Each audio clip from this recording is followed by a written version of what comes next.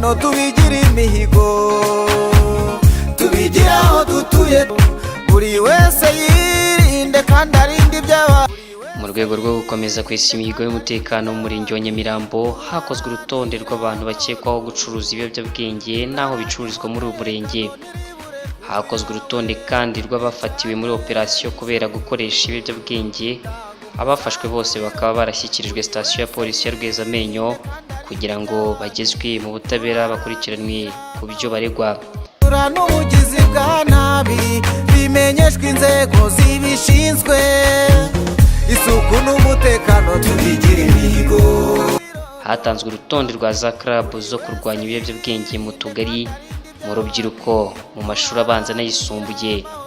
Hakozwe raporo y'ubukangurambaga mu kurwanya ibiyobyabwenge, aha bigakorwa mu nteko z'abaturage, inama za buri kwezi nyuma y'umuganda.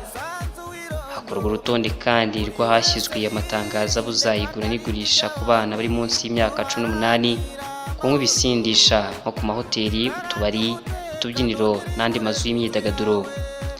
Mu rwego rwo guca ingeso mbi nk'uburaya ndetse n'ubuzererezi, hakozwe urutonde rw'indaya n'inzererezi muri uyu murenge.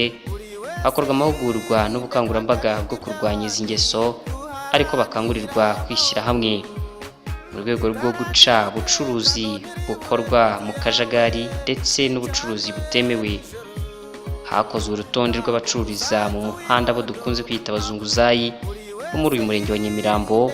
Hakorwa operasiyo zo kubafata, bamwe muri bo bashakirwaho gukorera mu isoko ryo mu Miduha aho bacuruza ibitoki.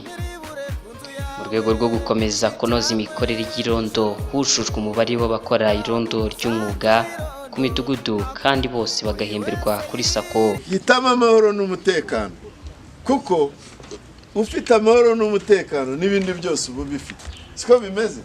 Nta wabura rero imari ubuse nimuyifite, murasa neza, murabyina, nta wabura n'ikindi hari amahoro n'umutekano.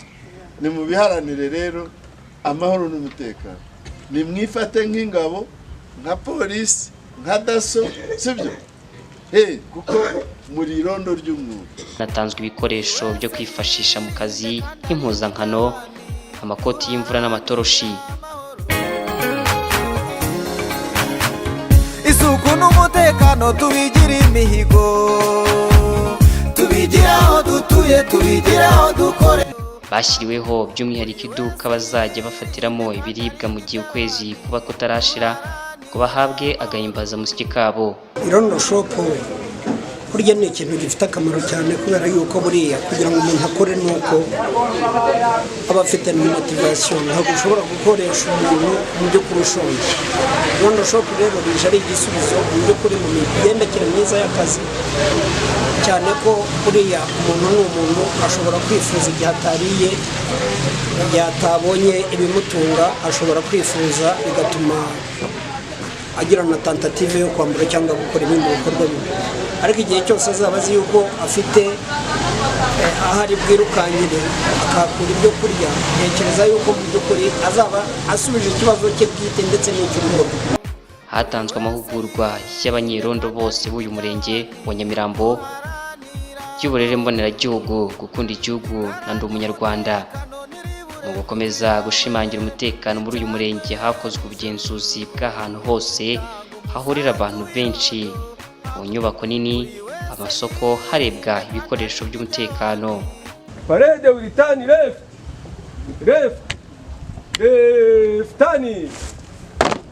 Parade will turn right and left, about turn. Inkuru ya Bergine Mbizimana mu ijwi rya Peter Nkurikimana.